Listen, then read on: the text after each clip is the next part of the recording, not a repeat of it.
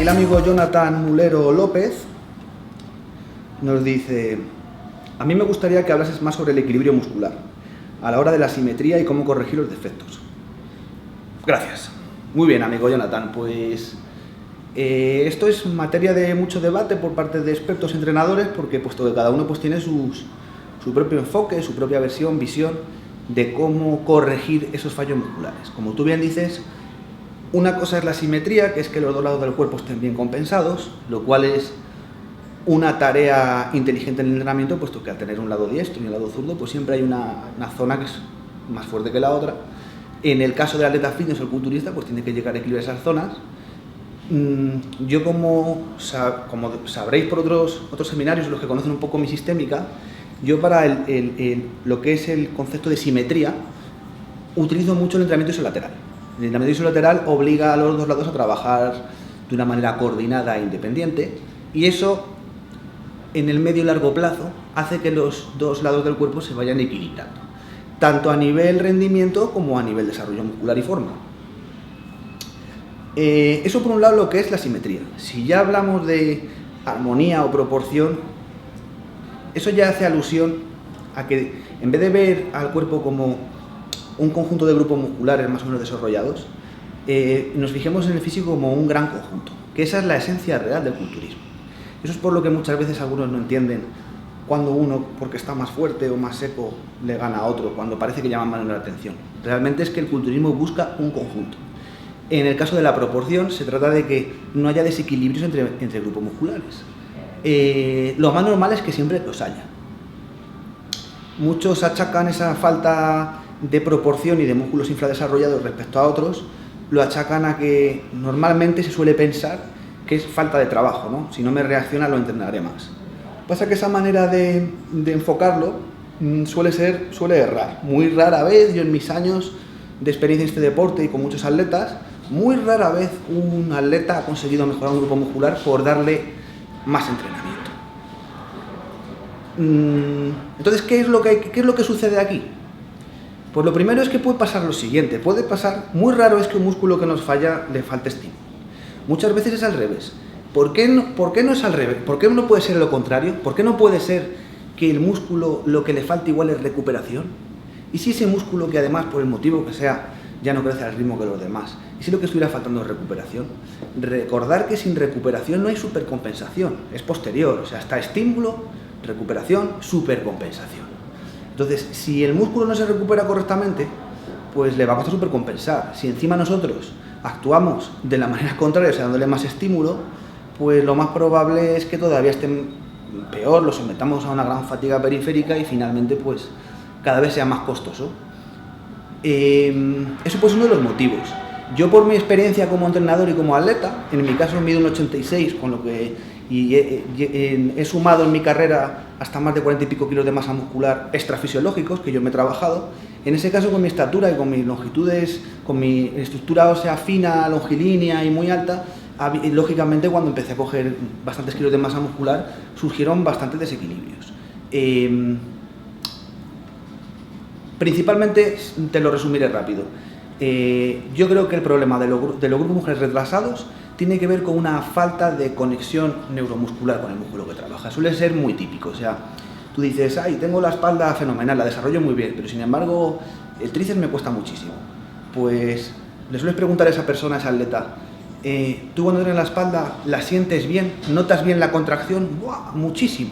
Se me carga de arriba abajo, la congestión es tremendo, no me puedo ni mover del entrenamiento. Y el tríceps me cuesta muchísimo localizarlo. Hago el ejercicio, lo hago lento, lo intento hacer bien, pero no llego a sentirlo bien. Entonces aquí hay otros autores en los cuales yo estoy medio de acuerdo, que también hablan de que la capacidad de congestionar determinado músculo, como ya sabemos, no es que sea la condición sine qua non para el desarrollo, pero sí que puede ser también un indicador. Es muy curioso, suele suceder que esos grupos musculares que no se desarrollan al ritmo de los demás, lo que esté pasando, ¿cómo lo explico para que lo podáis entender correcto? Lo que está pasando es que zonas adyacentes o cercanas o colindantes a ese grupo muscular o en esa cadena muscular que participa en ese ejercicio no estén proporcionando la tensión adecuada al músculo target, que es el que nos interesa. Entonces, fijaros qué contraproducente es a un músculo que no crece introducirle más carga o más entreno, cuando lo que realmente ese no es el quid de la cuestión, porque ahí lo que sucede es que estaremos creando un eslabón todavía más débil. Creo que fue Marx el que dijo que la fuerza de la cadena se mide por el eslabón más débil, ¿no? Pues en este caso, en el culturismo de competición y un físico profesional suele ser así, ¿no? El fallo es el que, de hecho, en las competiciones puntúan los fallos, porque se da por hecho que el atleta ya tiene muchas cosas muy bien. Entonces yo te diría que te centres en buscar la contracción de ese músculo, que busques mecánicas que te trabajan ahí, que te olvides por un momento del exceso de carga para pensar que así reactivas el crecimiento, y que de esta manera busques sensaciones en ese músculo, en esa zona, y que luego además, si tú aplicas tensión y contracción consciente, tendrás una gran congestión, que es algo que probablemente en ese músculo antes no tenías. Como todos sabemos, esa congestión va a aportar nutrientes, sangre y oxígeno, sobre todo aquí lo más importante es el oxígeno. Recordad que las células sin oxígeno mueren, de hecho es uno de los topes en el desarrollo muscular en culturistas de desarrollo extremo. La falta de oxigenación en las células musculares es el que produce el que no muchas células musculares proliferen exageradamente. O sea, no solo tenemos aquí la miostanina como un gen limitante del desarrollo muscular, sino que la propia falta de oxígeno ya es fundamental. El aporte de oxígeno también es importante porque es un desencadenante de todo el proceso para la captación de oxígeno por la célula muscular, para todo el proceso metabólico de desarrollo, de recuperación y supercompensación. Entonces, en este caso, el que logremos una tensión continua que nos propicie una gran congestión, ya nos va a indicar que estamos entrenando realmente ese músculo que tenemos retrasado. Y luego, por último, presta también mucha atención, porque si pudiera ser que tu músculo retrasado, lo que le sucede es que tiene un exceso de entrenamiento, lo que le falta es recuperación y supercompensar, piensa también en ese músculo que te falla, qué grado de implicación tiene en otros grupos musculares que estás entrenando. Tú ponte, digo, ese tríceps que no me funciona, que no me trabaja bien. Pues igual es que tú lo estás trabajando 1 o 2 veces por semana de manera directa, y luego al estar trabajando, por ejemplo, ejercicios de presión como pectoral o ejercicios de presión para hombro, estés implicando en exceso el tríceps. Entonces ya sería el día del estímulo directo que lo trabajas, más luego otros días como pecho y hombro que igual lo estás agotando en exceso. Entonces ahí no hay tiempo material para que el músculo se recupere y se supercompense. Vamos ahora con otra pregunta.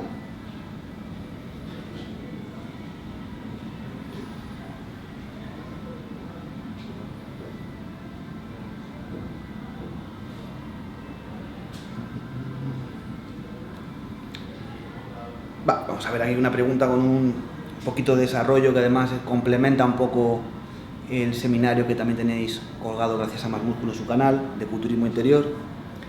Yo he recibido a raíz del seminario multitud de dudas, inquietudes. Yo entiendo que a lo mejor el enfoque que ofrezco pues a priori, ¿no? Y la manera de explicarlo y los temas que trato pues en algunos casos son chocantes, ¿no? Comparado con la sabiduría popular un poco de los gimnasios o de lo que creemos que funciona. Entonces paso aquí a resolver esta pregunta y a desarrollarla un poquito para esclarecer un poquito algunas de las cosas que yo dije afirmé en el seminario de culturismo interior. Me encanta el concepto de culturismo interior, así como el seminario anterior que hemos podido ver. Este no me lo pierdo. Pregunta. En el seminario se dijo que probar sistemas al tuntún hasta encontrar uno que funcionase era una pérdida de tiempo y seguramente así es. Pero el caso es que escuchar al cuerpo y regirse por sus necesidades es igualmente complicado y caótico, porque aquí hay que interpretar lo que el cuerpo quiere y eso se puede hacer bien o se puede hacer mal. ¿Podría darse este seminario algunos consejos orientados a poner en práctica este sistema? Muchas gracias y ahí estaré. Bien, amigo Sierra, pues te contestaré un poquito. Si te fijas bien, lo que te aconsejo es que la materia de culturismo interior realmente es, aunque yo lo he intentado simplificar, no deja de ser densa en el sentido de que es un paradigma o una manera de concebir el culturismo que a priori puede chocar un poquito con otras maneras anteriores, o esas creencias de las que yo hablaba acerca de lo que es el entrenamiento de la nutrición. Te aconsejo que lo desmenuces un poco, porque de hecho el valor que para mí contiene el enfoque que he creado no es simplemente quedarse con escuchar al cuerpo. Escuchar al cuerpo es uno de los tópicos del culturismo desde hace muchísimo tiempo. Yo lo que intento es al revés, darle una metodología estructurada a eso que antes era una cosa como escuchar el cuerpo, ¿no? Que parecía una cosa así como intuitiva, así un poco abstracta. En este caso yo me centro en un aspecto muy importante, que ya es objetivo, ya no es caótico como tú bien dices, que es regirse por las señales fisiológicas. Las señales fisiológicas nos incitan a hacer exactamente lo que el cuerpo necesita. Entonces tú realmente, voy a ponerte un ejemplo. Cuando yo digo que el mejor momento para comer no es regido por un horario preestablecido, sino por la real necesidad que tiene el cuerpo por comida y que este lo manifiesta a través del hambre, aquí queda claro. Yo creo que no hay nadie en el planeta que no sepa que cuando hay hambre hay que comer. O sea, yo cuando hablo de escuchar al cuerpo no me refiero a teorías pseudoesotéricas, sino me refiero a prestar atención a algo que cuando seguimos unos protocolos o unas creencias muy arraigadas, casi nadie lo llega a tener en cuenta. Realmente decirle que coma por hambre o que cuando hay hambre hay que comer parece una gran obviedad, ¿no? Pero en el caso del culturismo y el fitness, en el cual se ha tecnificado muchísimo los sistemas de nutrición y entrenamiento, pues se llega por un exceso de información y en mi caso pseudociencia, así lo creo, porque es pseudociencia, la auténtica ciencia es pragmática, es comprobable. Lo que sucede es que realmente no tienes que interpretarlo, te incita a hacerlo. Si tú tienes sed, tienes que beber. Si tienes hambre, tienes que comer. Luego ya estaría el tema de ¿y qué tengo que comer? Vale, pues recordar bien que yo los parámetros que di en culturismo interior expliqué y reiteré en varias ocasiones que para la mayoría de personas, en un inicio, es muy, tal vez muy extremo, muy severo, contradice mucho su sistema el ponerse simplemente esas directrices de comer por hambre, saciedad, apetencia.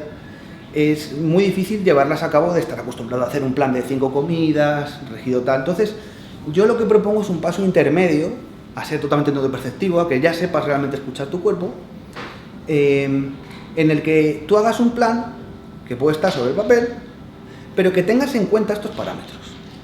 Entonces, si por ejemplo dices voy a hacer X comidas, vale, pero realmente esta comida ¿cuándo la voy a hacer? ¿A las 12 o cuando realmente tenga hambre? Y entonces que tú luego lo ajustes a la inversa. Esto que yo digo, también os tengo que decir que el culturismo interior, como yo intento expresar muy bien, es una ardua tarea de síntesis de muchas ramas. Pero realmente os tengo que decir que yo no he inventado nada, en el sentido de que yo, como muy bien expliqué, lo que he hecho es modelar a multitud de personas que me han llevado a este vértice, a este punto, ¿no?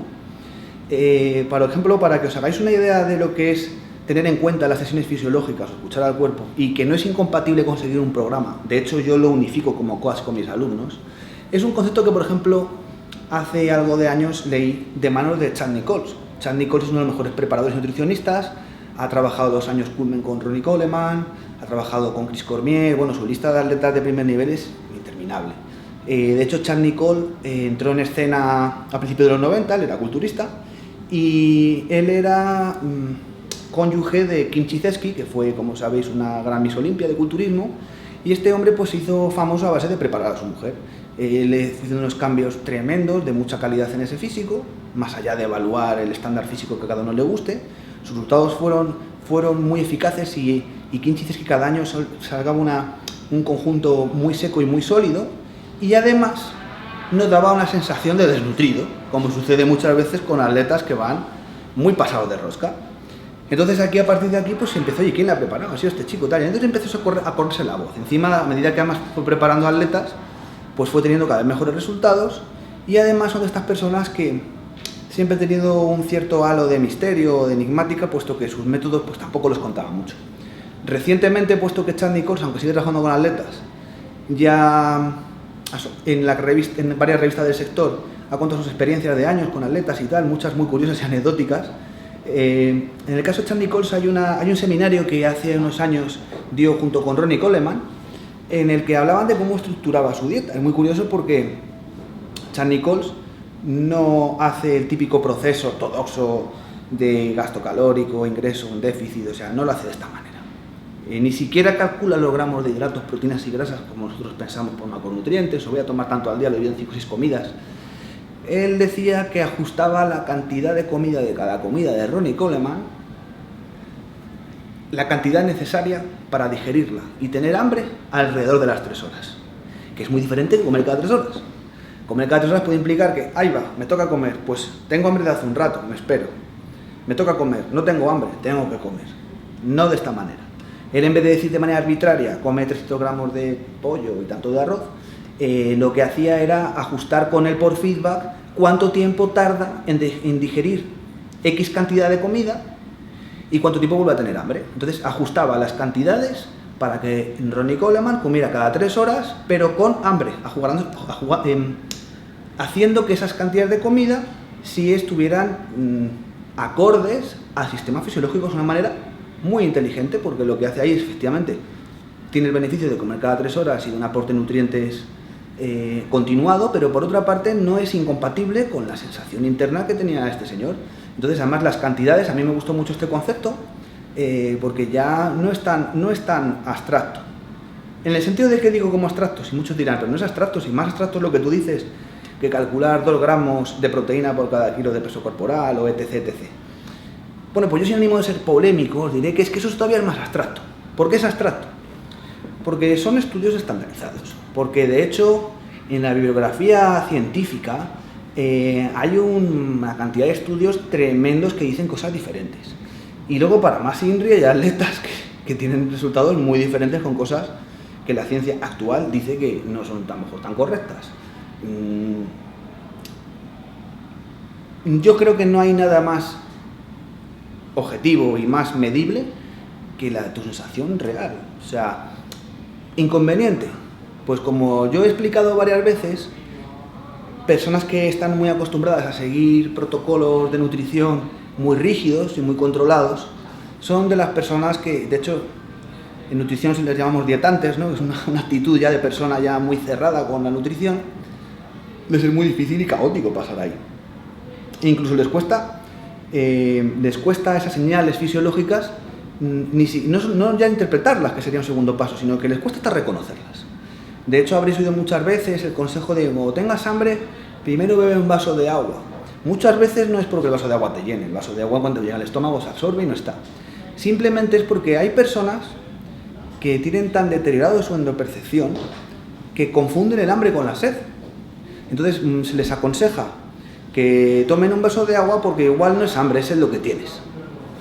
Entonces esto se puede llevar a más término. Es un estudio que hicieron hace unos años en el que en un internado con chicos pequeños, a uno les dieron un menú de desayuno, comida y cena estructurado por horas, con unas cantidades de acuerdo a las dosis recomendadas, por bla bla bla bla. Y luego a otros se les dejó simplemente en un buffet, en el que tenían acceso a la comida a las 24 horas y tenían todo tipo de comida. Entonces el experimento era ver qué sucedía con unos y otros y cómo afectaba esto a su cambio de composición corporal. Pues efectivamente me hace el estudio y los primeros días los niños que tuvieron acceso a un buffet libre y variado, pues como es lógico, todos se tiraron de cabeza a los dulces, a las cosas así más sabrosas a priori. Pero luego es curioso porque al pasar los días fueron consumiendo todo tipo de alimentos. Todos sabemos que cuando un alimento se consume mucho, suele al tiempo no gustarte. Es que eso no obedece a una cosa baladí, sino que simplemente es que los alimentos tienen nutrientes que cuando están en exceso pueden llegar a crear anticuerpos. Ese es el motivo del por qué muchos test, que tampoco son científicos del todo para evaluar el grado de asimilación de los alimentos para uno mismo, estos te dan la analítica, no puedes asimilar estos alimentos. Siempre suele haber la sorpresa, ¿no? ¡Oh! teoría me sienta mal todos los alimentos que como en mi día a día. ¿Qué mal estoy comiendo? Así me sentía yo de mal. Y lo que sucede no es eso. Lo que sucede es que muchos de estos análisis están basados salen esas comidas que más comes porque están más presentes porque las comes. Y porque sí es cierto que cuando comes muchos alimentos se pueden segregar determinados anticuerpos o nutrientes que al no ser necesitados por una demanda real, pues finalmente el cuerpo se tiene que deshacer de ellos de multitud de maneras. Te daré, luego hay otro, es muy importante tal vez, de los parámetros que doy en mi sistema endonutrición. Yo creo que el de comer por hambre no debería dar mucho problema, en el sentido de que eso, cuando tienes hambre, es comer. Cuando yo luego afirmo que hay que prestar más atención a la apetencia, que la apetencia nos dice el qué comer, yo os tengo que reconocer que eso ya es el décimo dan, ¿no? de la nutrición. Ya es el atleta que ya tiene muchísima endopercepción y ya sabe, por propia experiencia acumulada y porque ya es muy endoperceptivo, ya sabe realmente lo que necesita en cada momento. Tal vez sea esa la parte más difícil. Yo aún así quiero decir que en este caso hay un proceso entre el punto cero, que es el no ser nada endoperceptivo y estar acostumbrado, no escuchar al cuerpo y solamente ejecutar una hoja, a ser endoperceptivo. En ese tramo ahí debería estar el coach, que de hecho hablo de coach, no de preparador. El preparador hace un tipo de trabajo que es directivo. El preparador simplemente da instrucciones y el alumno ejecuta. El coach es un proceso de acompañamiento en el que el preparador proporciona el recurso, toma, aquí tienes el recurso y la respuesta a tu objetivo. El coach lo que hace es al revés, que la persona genere sus propios recursos.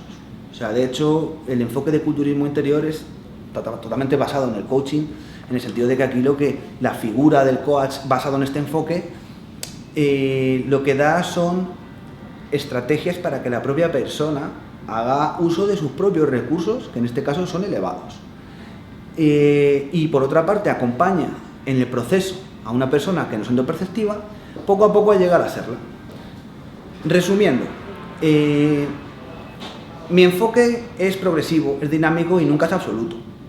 Por ejemplo, un atleta que lleve entrenando 40 años y tenga un nivel increíble, pues su grado de endopercepción va a ser muy alto y va a saber muy bien lo que tiene que comer, aunque no lo sepa ni explicar, ¿no? Porque aquí tenemos un poco la idea de lo que yo hablaba, de hecho, en el seminario, de aquí vivimos un poco bajo la tiranía de la mente, ¿no? Respecto a que tenemos todo que explicarlo, tenemos que saber por qué vale, el nutriente, o sea, tenemos que ser aquí de Wikipedia de todo lo que comemos, cuando realmente pues no es necesario, ¿no? Estoy de acuerdo en que los que somos preparadores o nos demás profesionalmente tengamos unos amplios conocimientos, pero para alimentarse correctamente no es necesario saber hasta el último nutriente que tiene un alimento. De hecho, el cuerpo lo sigue sintetizando sin que tú sepas lo que es. Otra cosa que yo quiero tratar aquí muy importante es que la toqué de soslayo en el seminario y tal vez no se me entendió, a lo mejor por el tipo de vocabulario. Cuando yo abordo el tema de las creencias, mucha gente que se queda un poco, que no sabe muy bien cómo cogerlo. Yo lo voy a explicar de una manera un poquito más con el lenguaje científico, que además, en este caso, esta palabra la conoceréis, y voy a hablar del placebo. El placebo es cuando te aportan un nutriente, te aportan algo que tú crees, te dicen que es para algo, y luego no tiene ese principio activo. Lo curioso es que aquí el placebo funciona siempre, y funciona muy bien. El placebo lo que hace es, tú dices, tómate esto que te va a hacer X cosa, o este medicamento que tal. Entonces la persona tiene esos efectos. Cuando la creencia es negativa, lo que sucede es que se llama nocebo. Nocebo es si, por ejemplo, tú estás contento con, mira, me han dado esta dieta, y yo te digo, esta dieta no te va a ir bien. No es que no te vaya a funcionar, sino que si tú estás de golpe, te entra inseguridad, y no estás de acuerdo con la dieta que se te ha proporcionado, vas a compartir esa creencia que te han dado, va a actuar el nocebo. Es más, es que eso sucede hasta con los alimentos. Por eso es por lo que muchas personas tienen miedo a guiarse por las apetencias, por realmente por qué me apetece, qué es lo que yo necesito. ¿Cuál es el problema? Bueno, pues el problema es que tenemos que tener en cuenta que la especie humana, todo su camino evolutivo, ha estado basado justamente ha estado intrínsecamente ligado a su alimentación. De hecho, hay antropólogos que afirman que incluso nuestro cerebro desarrollado tiene que ver con un momento en el que el hombre pasó de ser frugívoro a ser carnívoro. Entonces, aquí como más allá de teorías antropológicas, que hay muy diversas, con lo que nos podemos quedar es que el ser humano sí o sí es una especie que está intrínsecamente muy ligada a su alimentación. El inicio de la civilización como tal está unida a la agricultura y es el dominio del alimento y del almacenaje, y a partir de aquí empieza a crearse la civilización, ¿no? Entonces, los cambios que se han ido afectando a nuestra nutrición han ido afectando a la especie, y la especie a la nutrición es un doble bucle en el que hemos aprendido como especie a saber qué podemos comer y qué no. En el caso de ser justamente omnívoros, parece más sencillo porque tenemos más radio de alimentación que otras especies, pero lo que sucede es que eso también pues hay un resorte que lo tenemos muy metido a nivel profundo, yo diría que casi instintivo como humano, que es el saber qué hay que comer y qué no. Yo creo que no hay nada que sea más trending topic o más tópico que cuando se dice no comáis X alimento o tal hamburguesa de tal establecimiento. De golpe todo el mundo, ay, que eso no hay que comerlo, que tal cosa es muy mala, que resulta que ahora tal. Entonces, si miramos un poco la historia, vamos a ver que cada época, y yo me atrevería a decir que hasta incluso cada década, incluso cada 5 o 6 años, hay alimentos demonizados que además todo el mundo piensa que son malísimos y hay que erradicarlos, y que luego al tiempo se demuestra que no eran tan malos, y viceversa. Yo aquí quiero decir que por eso es el motivo por el que yo me gusta consultar la ciencia, pero repito que no la tengo como dogma, ¿no? Porque la ciencia en eso va por detrás de la fisiología, porque por ende estudia por observación algo que ya existe. Yo pongo aquí un ejemplo para esclarecer el por qué yo afirmo que la ciencia está bien como hoja de consulta, y a mí me encanta cuando la ciencia corrobora cosas que antes ya la intuición o la sabiduría popular ya sabía, porque me viene a determinar que hay una sabiduría que no hace falta llevarlo a la mesa del laboratorio para saber una gran verdad, ¿no? En este caso os voy a poner un ejemplo que ilustra muy bien las apetencias, las modas, las creencias, el nocebo. A finales de los años 70, que fue cuando un servidor nació, mi abuelo paterno, como buen asturiano, era un fanático de los peces grasos y le encantaban las sardinas, y él, pues como muchas personas de mediana edad, empezó a tener problemas cardiovasculares. Entonces, en aquella época, finales de los 70, principios de los 80, el médico le recomendó no tomar pescados grasos, puesto que la grasa es mala para el sistema cardiovascular, se decía en aquella época. Entonces, él le aconsejó una dieta basada en pescados blancos, lo cual al hombre le martirizó sus últimos años de vida, puesto que su cuerpo le pedía pescados grasos. Tiempo después, el hombre falleció, problema cardíaco, y un poquito años más tarde, no fueron ni 10, se empezó a hablar de las bondades del omega 3, de la capacidad de la grasa de los pescados azules para apoyar el sistema cardiovascular, y todo lo que ahora ya sí se sabe, ¿no? Entonces, pensar, vale, esto era en los años 70 y ahora se tienen más conocimientos, pero ahora mismo estarán sucediendo cosas parecidas. Ahora mismo habrá alimentos demonizados que en un futuro nos dirán que eran imprescindibles. Sí, está sucediendo ahora. Por ejemplo, voy a poner un caso más reciente. Hubo en los años 80 una propaganda restrictiva con las carnes rojas, por ejemplo, de que su colesterol y sus grasas saturadas pues eran muy malas a nivel cardiovascular, y se habló de la carne cancerígena. Bueno, se hizo una campaña de desprestigio tremenda. Fueron esos años en los que la famosa pechuga de pollo empezó a estar en boca de todos y nunca mejor dicho, y ahora vemos como tiempo después empiezan otras corrientes de pensamiento a decir, atención, que la carne roja no es mala, que tiene muchos nutrientes, que de hecho tiene un aminoácido que regula el azúcar sanguínea, que tiene CLA, que tiene hierro, que tiene vitamina del grupo B. Mientras que todavía esa creencia, todavía hay personas que te ven ahí con tu chuletón y, oye, pero ¿cómo te comes eso? Bueno, pues yo voy a poner otro ejemplo de otra cosa que nos puede apetecer, que dice el cuerpo me apetece, pero tu creencia te dice, es malo, he leído que no debo de comerlo. Pues yo vengo otra vez a erradicar otra que es más moderna. En esta incluso yo he caído algún tiempo, lo tengo que reconocer, y es la intolerancia al gluten. El gluten, que es la proteína que contienen algunos cereales, sobre todo el trigo, que como sabemos es un alimento de consumo masivo, está en todas partes. Esta creencia te dice que el gluten es difícil de digerir, puede ser proinflamatorio, te da una serie de explicaciones de por qué no debes comer gluten, ¿no?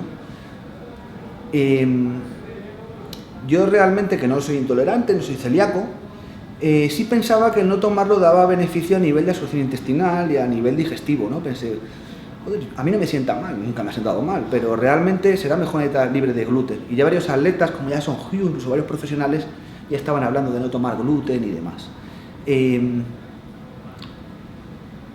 ¿Es una creencia? ¿Es una realidad?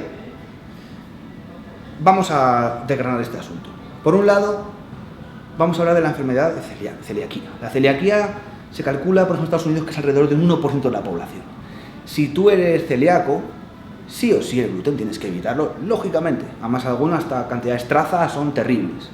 Ahora, más allá de ser celíaco de ese 1% de la población, ¿no interesa tomar gluten? Vale, pues hay un doctor, que no recuerdo ahora su nombre, disculparme, que ese era el principal defensor de la intolerancia al gluten. Dícese, más allá de que te diagnostiquen celiaquía, puedes no ser celíaco, pero sí ser intolerante al gluten. Pues había un doctor que era el que afirmaba que hay una intolerancia al gluten. Vale, pues hace poco, como máxima autoridad justamente en ese campo de investigación, hizo un estudio de largo alcance con 3 grupos, uno en el que toma una dieta con gluten, otra que toma poco gluten y otra que toma 0 gluten. A todas se les hizo un nocebo, ¿no? Se les dijo que vas a hacer una dieta con gluten para ver los efectos que tiene. Bueno, pues se lleva la sorpresa de que absolutamente de los 3 grupos, todos los participantes, todos tienen problemas digestivos. De la misma manera, además. Entonces, ¿qué es lo que está sucediendo aquí? Pues que la conexión entre nuestras creencias y nuestro cuerpo es muy, muy, muy, muy grande. En el momento en el que yo, por ejemplo, un día me tome un bocadillo con pan y con su gluten, y a lo mejor por otro motivo, he podido coger frío, un virus estomacal, unos nervios, de miles de cosas que pueden suceder. Ese día tengo una mala digestión. Y me meto al Facebook y veo la foto del gluten, es malísimo y tal, pues automáticamente yo voy a asociar estas dos cosas y voy a pensar que el gluten me sienta mal. Y cuando lo vuelva otro día a comer o esté presente en otra cosa, volverá a suceder y entonces ya estará como comprobado, me sienta mal el gluten. Cuando realmente este señor lo que demuestra es que lo que se ha asociado es una creencia, una convicción a un alimento, y entonces se llega a somatizar, se reproduce. Entonces esto sucede con multitud de cosas, que ese es la pega y miedo que tienen algunos a la hora de guiarse más por apetencias. Yo fijaros que primero el primer parámetro es comer por hambre, con lo que lo de la apetencia es primero si hay hambre. Si tienes hambre real, fisiológica, no ansiedad por comer, o no me apetece un poquito de esto así porque no tengo hambre pero me comería. No, no es eso, tengo hambre. Entonces cuando tienes hambre es que piensas en alimentos. ¿Qué alimentos comería? Un buen ejercicio para ayudarte un poquito puede ser a veces como coger la carta de un restaurante, ¿no? Cuando vamos a un restaurante a comer y disfrutar, no te es difícil coger la carta y decir, me apetece esto es lo que más me comería. Pues se trata de hacer eso distinguiendo entre tener hambre o no. Si tienes hambre fisiológica real, la probabilidad de que el alimento que te apetezca comer sea el adecuado es muy alta. Si no tienes hambre y lo que es ansiedad, te va a apetecer probablemente alimentos procesados, te va a apetecer dulces, te va a apetecer, pues, además siempre son alimentos muy típicos, ¿no? Los que se confunde la apetencia fisiológica real simplemente con la ansiedad de comer algo, ¿no? Lo que algunos coaches llaman comida emocional o comida premio, ¿no? Comidas que desde pequeños han acostumbrado, las tenemos ya como placenteras y de vez en cuando, pues, aunque no nos aporten un beneficio nutricional, pues hay que hacerlas porque las tenemos ya metidas en nuestro núcleo central de las creencias más inconscientes. Entonces esas serían un poquito te hago estos apuntes para que luego tú vuelvas a echar un vistazo al seminario y veas que de caótico no es nada. O sea, más bien al cuerpo es al contrario. Lo que le supone un caos al cuerpo es que no le proporciones lo que te pide. Tú te imaginas que tienes, por ejemplo, alguien trabajando para ti y que te diga, necesito esto para hacer el trabajo que me pides, y tú no se lo des, y que le des otra cosa cuando te pide lo contrario. ¿Cómo piensas sacar el máximo de tu cuerpo si no le proporcionas lo que necesita? Te hago esa reflexión para que quiero que entiendas que realmente el caos es hacer programas que no tengan una base fundamental basada en el feedback personal, de hambre, satisfacción. Luego otra cosa que no traté muy por encima en el seminario por tiempo, puesto que la materia de culturismo interior es extensa, profunda y larga, yo hice una pequeña introducción. Yo luego en un futuro daré más seminarios en los que pues yo cuento ya con herramientas y estrategias para justamente ser endos perceptivos. Yo tengo una serie de herramientas importantes para ese coaching, ¿no? Que puede valer para entrenadores, para otras personas, incluso para uno mismo, como para ya determinar realmente y ajustar con más precisión las señales fisiológicas. Esto ahora se nos escapa, esto es una cosa de preguntas, pero en un futuro no tengo inconveniente en dar esta información. Un tema importante en el ámbito de la nutrición, que hablábamos del hambre, la apetencia, es el factor saborear. Es muy importante. ¿Por qué? Porque el sabor está unido con la zona del cerebro que nos activa o desactiva el nivel de saciedad o de la comida real que se necesita. Saborear, todos sabemos que es un placer, pero es que es un placer fisiológico, o sea, nace de una necesidad real. Al igual que cuando hablamos del entrenamiento, os digo que os concentréis en el músculo que trabajas y que focalices tu atención en ese músculo que trabajas, ese mismo mecanismo conviene hacerlo saboreando con las comidas, o lo que es lo mismo, estar concentrado en el sabor, disfrutarlo, no comer rápido. Comer rápido lo que hace es que el cuerpo, como no le da tiempo a saber lo que ha ingerido, la señal al cerebro de saciedad llega más tarde, entonces se suele comer más de la cuenta. Aparte de que además como tú saboreas algo que te gusta y comes con hambre y además algo que te apetece, el cuerpo va a hacer una emisión muy alta de dopamina, que lo que va a mandar es una señal a todas las células de tu cuerpo para que asimilen mucho mejor esa comida. Entonces aquí pues hablamos de algo que se ha pasado muy por alto en el campo de la nutrición. Tú decís los nutricionistas dietistas, oye, la importancia de saborear, pues siempre ha quedado totalmente denostado, o sea, parece como que no debe. Yo pienso que es súper importante saborear por la asimilación de la comida, porque tu cerebro reconozca debidamente la cantidad que estás comiendo para saber cuándo estás saciado y cuál es la necesidad y la cantidad real de comida que necesitas, y por un factor psicológico. O sea, es muy importante el hambre emocional que se llama, que es el hambre de sabores, de sentarte a la mesa. Y cuando, por ejemplo, comes con alguien que te cae bien, se secreta oxitocina, ¿no? La oxitocina es una hormona que nos da hermandad con las personas. Por eso hacemos protocolos sociales respecto a la comida. La comida no deja de ser una celebración de la propia vida, ¿no? Porque es lo que nos alimenta y nos mantiene vivos y vigorosos. Entonces, pienso que es muy importante no perder de vista este parámetro, y considero muy importante, en el caso de seguir planes estrictos de alimentación o más estructurados, el prestar mucha atención a comer comida bien preparada, sabrosa. Que el momento de comer, aunque las cantidades estén delimitadas, o sea, por un objetivo concreto, no nos olvidemos de satisfacer esa parte placentera que tiene la comida. Lo veo, tal vez en el largo plazo lo veo fundamental. Entonces, aquí os he dado ya unos parámetros. El último es el de la saciedad, que es la saciedad es la señal fisiológica que te indica cuándo debes parar de comer. Muchas personas por cultura la tienen un poco trastocada, confunden estar saciado con estar muy lleno. De hecho, culturalmente hay personas que les gusta comer y quedarse muy lleno, muy lleno, muy lleno. Aquí se trata de disfrutar de la comida. Entonces es muy difícil disfrutar de la comida si lo que vas a acabar es sin energía, amodorrado, con un chute de azúcar tremendo por la cantidad que has comido. El nivel de saciedad llega a un punto en el que ya no tienes hambre, te has quedado bien, pero todavía estás energético, estás muy hinchado. Esto afecta positivamente a las digestiones. Las digestiones es otro tema del que se obvia y no se habla prácticamente de nada en nutrición y en el culturismo menos. Y pienso que es algo a primera instancia fundamental, puesto que hablamos de los nutrientes. Este nutriente, la proteína acetal, regenera, el ácido graso hace pascual. Vale, muy bien, pero para que haga esa función primero ha tenido que ser digerido. Y pensamos que el sistema digestivo es como algo que funciona y no va a dar nunca ese problema. Siempre el nutriente pensamos que ya, no, es que tomo proteína porque va a estar ya en sangre, esto y tal. No, primero tiene un paso por el sistema digestivo. De hecho, las personas que no son endoperceptivas y comen por reloj suelen tener problemas digestivos siempre grandes. obligan a un estrés tremendo al sistema digestivo y la tasa de absorción es muchísimo más lenta.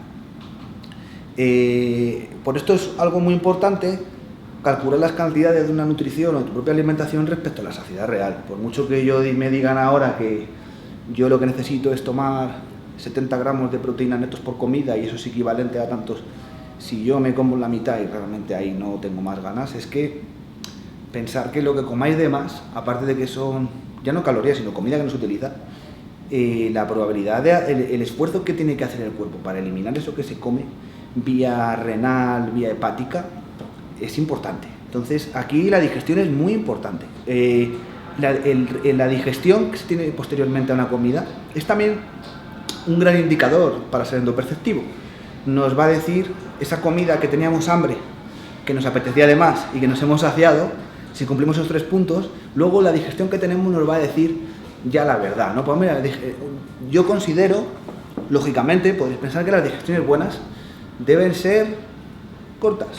Si yo como cuando tengo hambre, no cuando me muero de hambre, sino cuando tengo una hambre moderada, saboreo la comida, la disfruto, la salivo bien, que pasa algo muy típico que nos decían nuestras abuelas, por eso lo hemos obviado, pero es muy importante para asimilar la comida. Paramos de comer cuando hay saciedad. Y luego, ¿qué es lo que va a suceder? Pues como os hablaba antes del caso de Ronnie Coleman, que probablemente a las 2 o 3 horas de haber llegado a ese nivel de saciedad, vuelvas a tener hambre. Entonces, como vemos, el sistema de culturismo interior no es antagónico ni contrario, es complementario, porque si se cumplen sus premisas, se llega finalmente a comer cada 2 o 3 horas. Hola Edgar, me gustaría que nos hablases un poco sobre cómo mejorar la alcalinidad del cuerpo. Creo que es un factor muy importante. Vale, pues aquí el amigo Antonio, en Barba, gracias Antonio, nos hace una pregunta que ahora mismo está muy en boga, que es el concepto de alcalinidad respecto a la alcalinidad en el cuerpo y su implicación con la alimentación. Vale, pues este es un tema que, como a mí me suele suceder muchas veces, ya despertó mi interés antes de que pusiera de moda, ¿no? Yo soy de esos que le pongo el ojo a algo cuando todavía nadie lo está viendo, me llaman excéntrico y luego 2 años después es un tópico de todos, ¿no? Pues en el caso de la alcalinización, yo hace tiempo que a este valor le di importancia, algunos de mis alumnos de hace tiempo lo pueden atestiguar, pero veremos que también sacar conclusiones simples o simplistas tampoco es certero. Voy a explicar un poco mi parecer acerca de este parámetro. Por un lado, la alcalinidad viene a decir que el cuerpo tiene un grado de acidez o alcalinidad, que es lo contrario, que se tiene que mantener en un nivel estable. El cuerpo tiene una tendencia, depende de los tejidos, hay tejidos más ácidos o más alcalinos, tiene una tendencia ligera a la alcalinidad. Hay alimentos y procesos fisiológicos que crean acidez y hay alimentos alcalinos que contrarrestan esa acidez. Entonces, la homeostasis lo que va a intentar siempre es equilibrar ese pH. No va a intentar, no, lo tiene que hacer, porque a uno de los dos extremos el riesgo de... y hay incluso riesgo de muerte, ¿no? Aunque eso ya os digo que es muy difícil porque justamente al ser un parámetro homeostático tan importante, pues el cuerpo tiene un sistema muy elaborado y muy complejo para mantener la alcalinidad. Básicamente hay alimentos que son más ácidos, acidificantes, suelen ser pues todos los alimentos proteínicos, nitrogenados, que de hecho si os fijáis pues lo que contienen son aminoácidos. Casi todas las grasas, que se llaman ácidos grasos, tienen un grado de acidez. Podréis encontrar multitud de tablas en el que veréis el grado de acidez de los alimentos y alcalinidad. Y luego por otra parte de la alcalinidad tenemos las verduras, las frutas, algunas con más propiedades alcalinas que otras. Y luego ahora tenemos, ya que este parámetro está más en boga, tenemos el concepto de agua alcalina, ¿no? Del cual yo después haré un pequeño inciso para hablar de esto. En el caso de la alcalinidad es un parámetro importante, puesto que muchas veces tenemos una sensación de falta de energía o de vitalidad, incluso pensando que comemos bien y tal, y se debe a que el cuerpo tiene una acidosis no patológica, pero sí una tendencia que se va a reflejar sobre todo en el estado de energía. Cuando el cuerpo empieza a revertirse, se acrecenta ese nivel de energía y de vitalidad y la cantidad de procesos beneficiosos lógicamente, de tener ese pH equilibrado son elevadísimos. Requeriría hacer un seminario muy largo acerca de eso, no es el motivo. En este caso me centraré en los ejes fundamentales de este parámetro.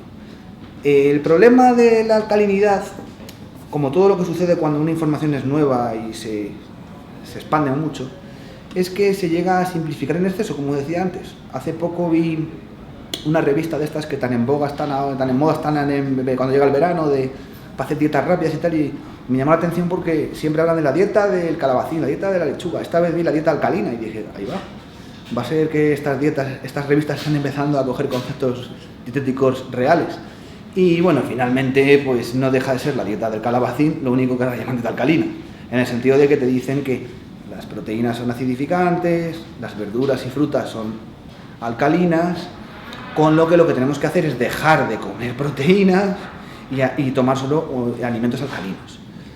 Bueno, pues esto es un error. ¿Por qué? Es un error porque el cuerpo no funciona de esta manera. Básicamente, el cuerpo cuando tiene un elemento ácido, se le contrasta con otro alcalino. Entonces, el cuerpo esto lo hace, ese es su proceso homeostático. Tú tienes un grado de acidez y el cuerpo va a tener elementos base, o sea, alcalinos, para reducir esa acidez. Por ejemplo, si tú haces una alimentación muy acidificante, el cuerpo tiene que equilibrarse, lo hace todo, de continuo.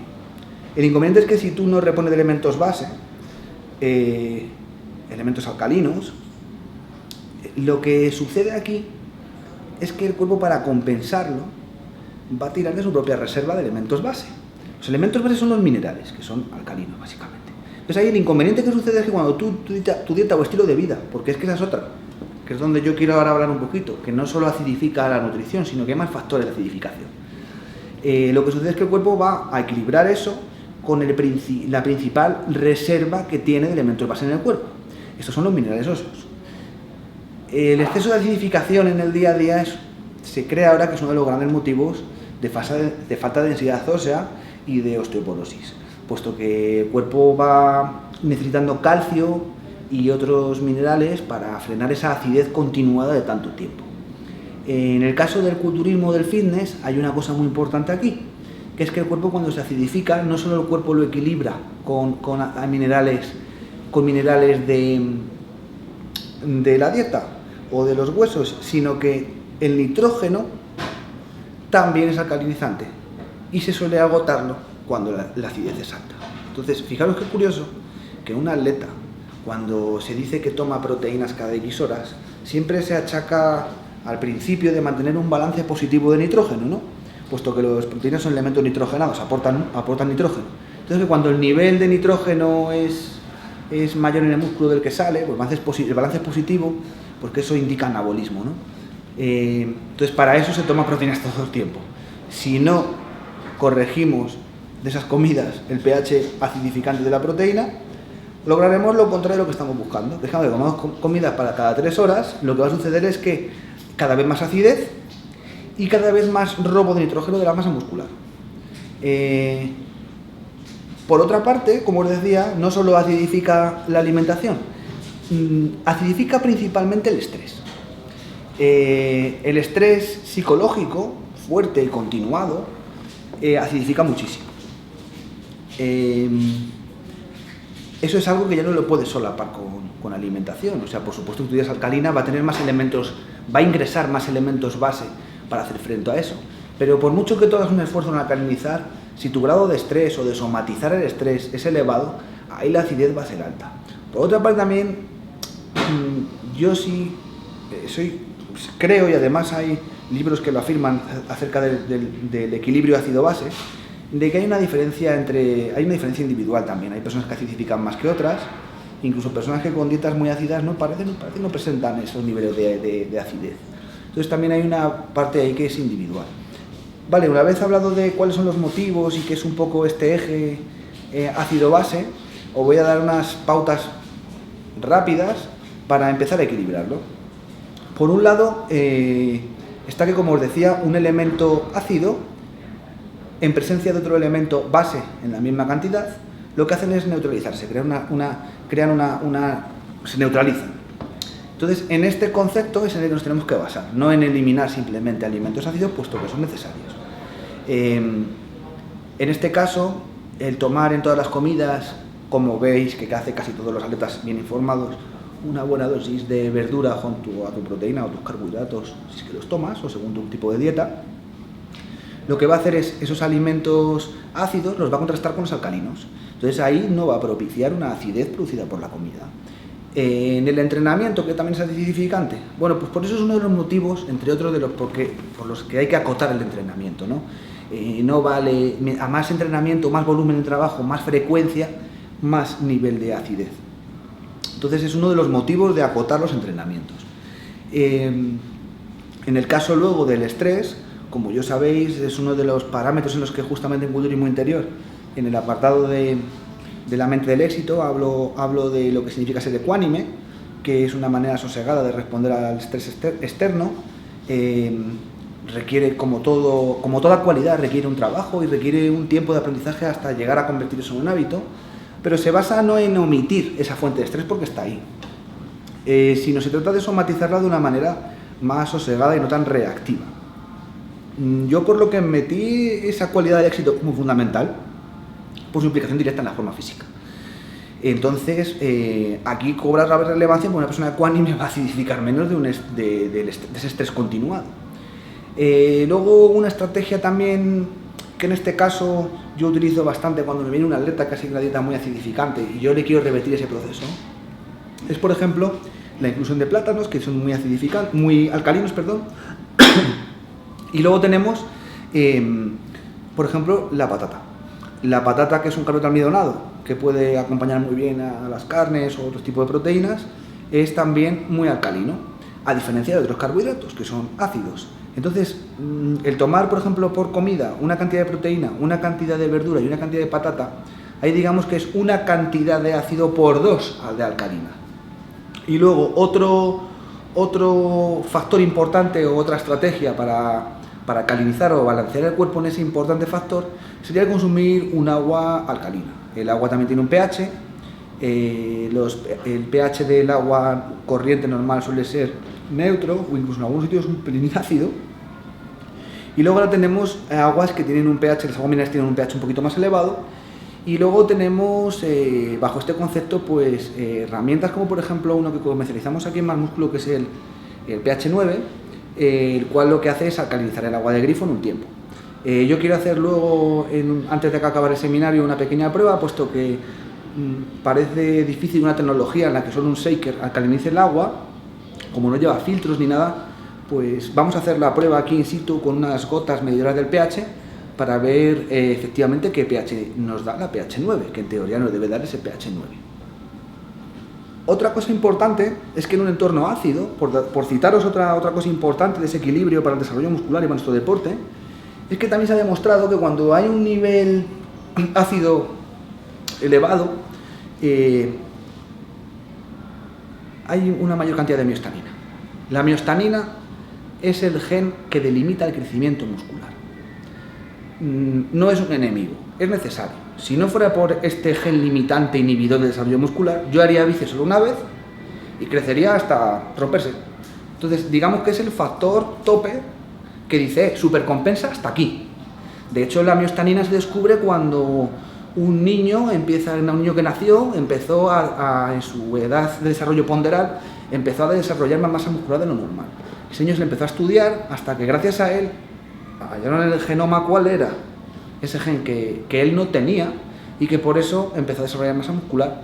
Además tenían que controlarlo rápido, pues porque cuando no tienes miostanina no solo hay músculo esquelético, también hay músculo cardíaco, otro tipo de músculos lisos, que cuando no tienes ese gen que delimita, pues el crecimiento es de órganos, de corazón, de todo, ¿no? Entonces ahí se descubrió la miostanina y ahora incluso hay algún producto que la inhibe parcialmente, que eso sí que es interesante.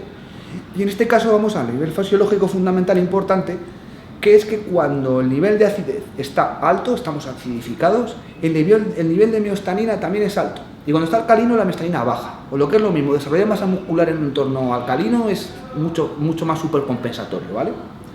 Quiero dar unas razones aquí de peso y explicar unas pequeñas estrategias. Vale, aquí tenemos una pregunta que de hecho la he querido dejar un poco para el final, ya que es una pregunta muy buena, requiere desarrollo, es sobre los tipos somáticos y si os parece, como yo aquí, como os fijáis, no soy una persona que solo me he cultivado en materia de como entrenador, sino que también soy atleta. Aquí predicamos con el ejemplo y voy a hacer un pequeño parón para hidratarme y para comer un poquito. Esperamos unos 5 o 10 minutos y volvemos ahora mismo con la segunda parte del seminario. Os espero a todos, chicos. Hola amigos, estamos aquí de nuevo, son las 6 menos 5 minutos, ahora mismo aquí, como podéis ver, en riguroso directo. Voy a seguir con algunas preguntas, veo que me estáis haciendo preguntas ahora aquí en extremis. Soy la leche, llevo días diciendo que me hagáis preguntas antes y me las hacéis justo ahora. Pero bueno, voy a intentar esclarecer algunas de ellas y luego pues una muy buena pregunta que me han hecho que le voy a dar un poquito de desarrollo, puesto que me hacen una pregunta en la cual la respuesta es algo que yo he investigado bastante y os quiero comentar para vuestro propio beneficio. Vamos con otra pregunta. Aquí Beatriz Coelho nos dice: hola Edgar, una pregunta para chicas. ¿Cuántos días crees que es conveniente entrenar glúteos y qué se puede hacer para deshacerse de las cartucheras? Vale, es aquí una buena pregunta. Además, en mi caso concreto, que tengo en mi equipo de atletas a muchas chicas y de varias categorías, te puedo decir, a riesgo de parecer un poco guasón, que estoy muy docto en la materia de entrenar glúteos. Te diré que el glúteo es el músculo más fuerte que tenemos en el cuerpo. Por lo tanto, es una excepción que confirma la regla, se puede entrenar con un poquito más de frecuencia, ¿no? Te voy a contar en este caso cómo lo hago yo con mis atletas, para que tú puedas practicarlo y veas qué tal te funciona. Yo normalmente pongo un día a la semana de tren inferior, en el que lo trabajamos todo. Trabajamos cuádriceps, aductores, glúteos, femoral, gemelo. Y luego pongo un segundo día en el que me centro en un trabajo más específico para glúteo. Entonces, aquí hay un día que lo trabajamos de manera sinergista con toda la pierna, y luego otro día que podemos trabajar con ejercicios más de aislamiento, más específicos monoarticulares para el glúteo, y ponemos otro tipo de mecánicas. De esa manera, entre el trabajo del tren inferior y luego hacer otro día un trabajo de recordatorio directo, yo he comprobado que es la manera más rápida. Si ya pasamos a entrenarlo con muchas chicas que veo yo que se meten en la clase de tal y hacen todos los días 1000 patadas y tal, pues decirte que ahí estamos en lo de siempre. Ahí lo que va a suceder es que el cuerpo va a estar siempre estímulo, recuperación, pero el lapso de tiempo de supercompensación no lo vas a tener. Y dices tú, no, oye, pero es que no quiero supercompensación, no quiero que me crezca el culo. Es un error. De supercompensar es también que ese glúteo tenga tono, densidad muscular. Para que haya densidad muscular tiene que supercompensarse. Cuando hay un exceso de trabajo, suele suceder lo contrario. El músculo se presenta descargado, flácido, cuando realmente pues un glúteo fitness tiene que estar, glúteo mayor, menor, perfectamente tonificado. Además ahora en la categoría fitness bikini es un punto fundamental, tiene que estar el glúteo que guarde una parte, un tono y una piel muy limpia unida al femoral. Tal vez yo veo como ahora mismo esto es una cosa fundamental que gana o pierde campeonatos. Y luego, en segundo término, que son las cartucheras, lo que vulgarmente se llaman cartucheras son depósitos de grasa en la zona lateral de la cadera, vulgarmente se llama celulitis, que es inflamación de la célula. Aquí en este caso hay dos causas fundamentales. Una de las causas de la celulitis, la principal, esa celulitis no es ni más ni menos lo que tú ves como esa piel de naranja y esas bolitas, son adipocitos, son células de grasa. Quiero hacer el inciso de que las células de grasa, gracias a Dios, no se multiplican a lo largo de la vida, sino que tú cuando eres pequeño se crean una cantidad y esas son las que tienes siempre. La mala noticia es que aunque tengas una cantidad de células limitada, que no van a ser más en tu vida, sí que pueden crecer ilimitadamente. Entonces, cuando un adipocito se rellena de ácidos grasos y crece, presenta esa forma redonda. Inconveniente que esto se une a que el sistema linfático, esas células, esos adipocitos, al estar hipertrofiados, grandes, pues digamos que ocupan todo el espacio intersticial y todo el pool en el que está la célula, y entonces el sistema linfático no recoge bien la linfa, y entonces se produce un embotamiento entre el adipocito rellenos de grasa y un agua y una linfa que el sistema linfático no llega a eliminar. Esto produce un tejido de inflamación. ¿Qué es lo que la produce en el caso de las cartucheras? Es que me hablas además de un depósito de grasa que es específico. Bien, ese patrón de grasa se llama patrón de grasa ginoide. Es el patrón de grasa específico de las mujeres y está intrínsecamente ligado a su sistema hormonal. Es por eso que el patrón de grasa de las mujeres se ubica en el glúteo cadera y en el de los hombres, que es un patrón de grasa se llama androide, esté ubicado en la zona de la cintura, la famosa tripa cervecera y tal. Entonces viene determinado por un sistema hormonal. Normalmente hasta cuando vemos un chico que tiene un patrón de grasa en las caderas o una chica que no tiene grasa en los muslos pero sí lo tiene en el tronco, lo que te viene a decir es que su sistema hormonal está ligeramente trastocado, ¿no? Entonces, las cartucheras es una cosa normal respecto a una mujer, puesto que el sistema hormonal propicia ese patrón de grasa. Para eliminarlas, bueno, pues yo creo que aquí no desvelo tampoco nada revolucionario diciendo que aquí es una mezcla de, ejercicio, lógicamente, ejercicio también específico, puesto que el sistema linfático actúa por movimiento, al igual que el sistema cardiovascular funciona por la bomba del corazón, no hay una bomba para el sistema linfático, con lo que es necesario movimiento. Entonces, aquí es muy importante el trabajo con cargas, con pesas, porque siempre antiguamente se decía, este trabajo es para definición, este es para tal, luego no, la musculación no es para definición o no definición, te define la dieta y el cardio, pero tiene un poquito de verdad respecto a que cuando tú trabajas un músculo, hay un movimiento en esa zona periférica de la linfa, se estimula el sistema linfático y se estimula el exceso de agua subcutánea. O sea, entonces aquí el trabajo de esto es importante, pero es uno de los ejes. El principal es un modelo de nutrición que no te haga engordar más esos adipocitos y que poco a poco los vaya... un sistema que te potencie la lipólisis, la pérdida de grasa y poco a poco los vayas perdiendo. Ni que decir tiene que muchos atletas llegan a un nivel de dieta importante y no logran limpiarlo. Es que esto ya aquí realmente sí es un poco ya algo a nivel hormonal, entonces la llave para eliminarla pues no va a ser nunca solo nutrición, ¿no? Siempre va a haber una pequeña predisposición a esa zona. Y luego una cosa muy importante, que es una de las causas fundamentales por las cuales muchas cremas y geles sí reportan beneficios a los usuarios, es que muchas de ellas tienen nutrientes y el propio masaje que tú propicias en la zona estimula el sistema linfático. Todos conocemos el famoso drenaje linfático, ¿no?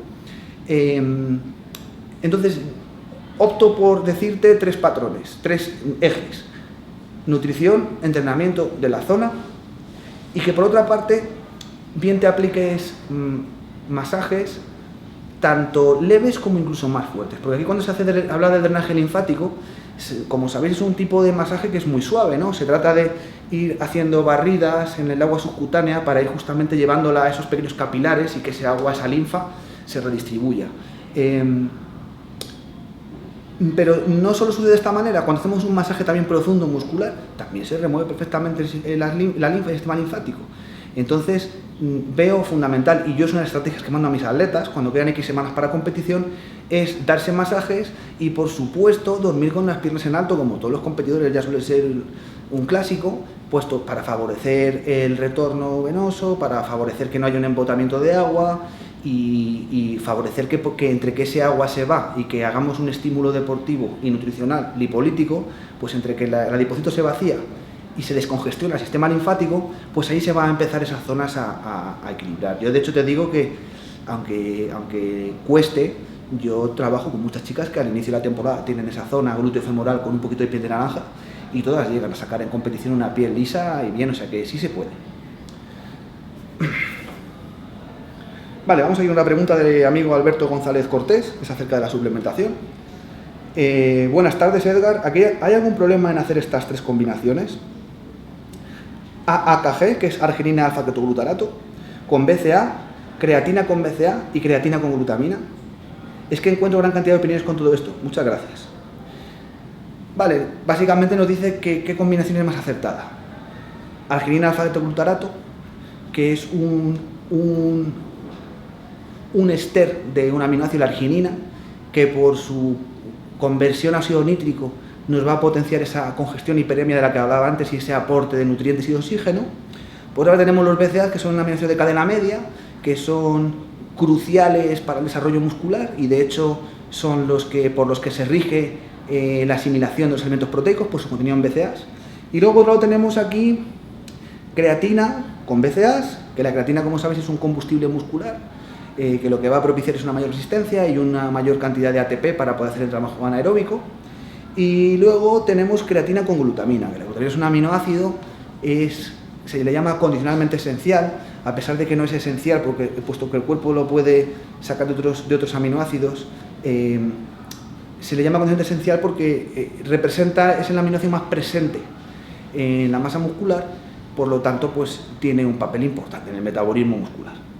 ¿Cuál de estas tres combinaciones son tal vez las más acertadas? Tú cuando entrenas no solo entrenas también en cierta medida tu ruta metabólica, entrenas tu metabolismo para eso. Pues en atletas muy entrenados, digamos que la producción de óxido nítrico cuando tú entrenas es alta. Es por eso que un atleta ya consumado logra congestionar muy rápido y muy bien con poco trabajo, y sin embargo uno nuevo le cuesta más. Eso es porque la producción de óxido nítrico endógena, cuando tú entrenas y haces un trabajo de bombeo, de congestión, esa producción en atletas llega a ser muy alta. Sin embargo, en los atletas principiantes no se produce óxido nítrico a la misma velocidad, y sí puede ser interesante añadir ahí un suplemento de arginina para acelerar o propiciar más ese aporte de sangre y nutrientes al músculo trabajado. De todas las mezclas, ¿cuál es con la que yo me quedaría? Pues una que tú no propones, amigo, que sería la de BCAAs con glutamina. En el caso de la creatina y BCAAs, yo la creatina la veo también instrumental. Por supuesto, es uno de los suplementos más eficaces que existe en la bibliografía de la nutrición deportiva, pero es instrumental. Es para tomarla en periodos en los que el entrenamiento de potencia o enfocado a una carga mayor de trabajo, el suplemento lo solape. Aquí hay una cosa que es fundamental, que hay que entender de la suplementación deportiva, que es que el suplemento va a hacer un grado de efectividad más alto mientras lógicamente más demanda haya de ese suplemento. Digamos que el suplemento por sí no te hace nada, no es como un fármaco con un principio activo que va a crear un efecto, sino el suplemento es un nutriente.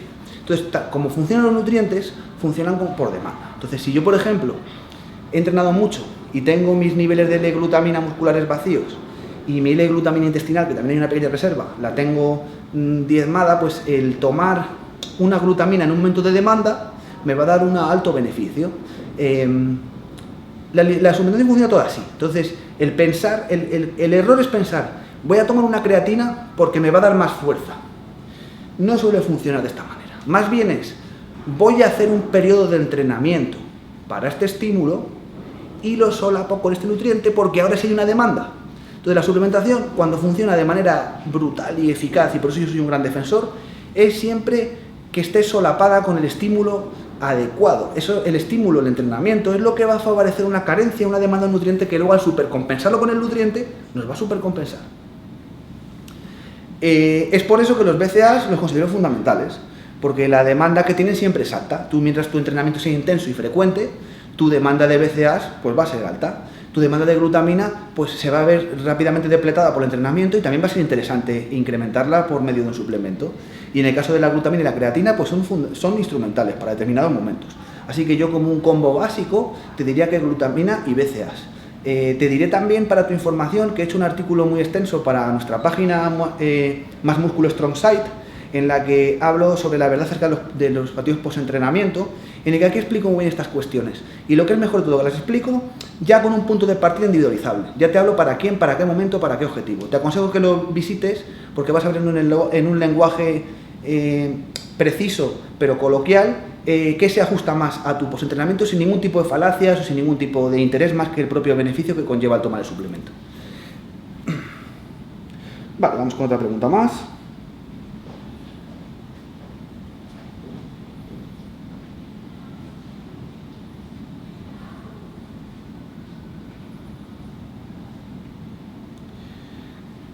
Vale, pues vamos aquí con una pregunta que es una que hace días se formuló y a mí me pareció una muy buena pregunta, puesto que es materia de investigación de mucho tiempo, y voy a ver si la localizo. Aquí la tengo. Es del amigo Daniel Gómez. Hola, Daniel. Daniel nos pregunta: hola, Edgar, ¿podría dar algún consejo para los tipos somáticos, endomesomorfos o endomorfos? Porque siempre aconsejan trabajar en circuitos utilizando varios grupos musculares, por ejemplo, press de pecho con dominadas, etcétera, todo super series. Pero lo que he aprendido que es mejor, según tú dices, un músculo diario para máxima hipertrofia, así puede recuperar el músculo. ¿Tú qué opinas sobre el entrenamiento de endomorfos? Gracias, Edgar, por compartir tus conocimientos. Muy bien. Tu pregunta me parece muy buena y yo voy a desarrollarla levemente para dar casi final a este bloque del seminario. Lo que pasa que voy a hacerla extensiva a los demás grupos somáticos para que justamente todos saquéis provecho. Como sabéis, yo soy un firme defensor de la individualización. Pienso que este es un deporte en el que es fundamental en todos los parámetros, como sabéis, adecuarlos y customizarlos para la propia persona. Aquí funciona el principio de individualidad, que es que el individuo prima. Es muy difícil